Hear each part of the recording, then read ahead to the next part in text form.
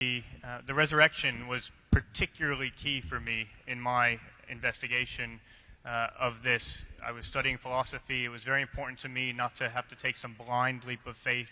And the fact that there was a publicly verifiable historical claim that I could look into was very, very important.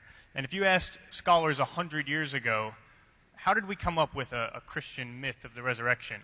They would have said, well, one person told the truth to this person, that person told this person, that person told this person, and a few generations down the line, we had a crazy myth of the resurrection.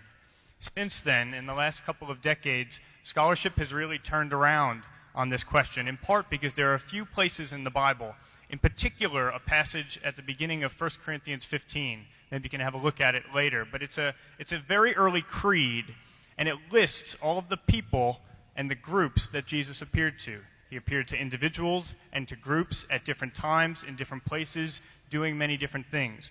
And today, even the most atheistic critical scholars date that passage, that early creed, to almost immediately after Jesus' actual death and supposed resurrection.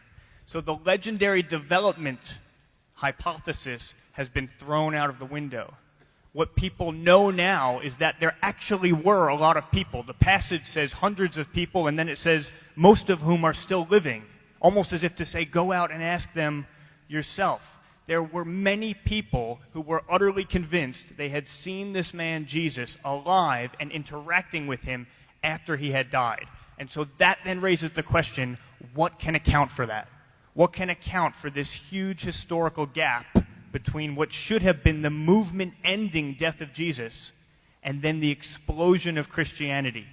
Jews worshiping a man as God, unthinkable. The Sabbath changed from Saturday to Sunday, unthinkable. What bridges the gap which is there no matter what you believe? That's the question for anyone. Christians bridge that gap with the resurrection. When I was looking into this as a university student, I asked the top 2 skeptical New Testament scholars at Princeton to meet up for a coffee to talk about this, because I said, this is what I've just laid out for you. This is what I'm seeing. Here's the big gap. And I thought, okay, Christians fill that gap with the resurrection, but surely those who aren't Christians must have equally plausible alternatives. And I said to them, how do you fill that gap? And one of them glanced towards a mass hallucination hypothesis, which isn't taken seriously in the literature. She wasn't glancing towards it with any conviction either. There's simply too much data, too many appearances, too many people. Hallucinations are things that happen to individuals, not to groups. The other one, who was a historian, simply said, I'm not interested in that question as a historian. There was some sort of assumption that because it was a miraculous claim, it was therefore not within the remit of proper history, and I've never understood why.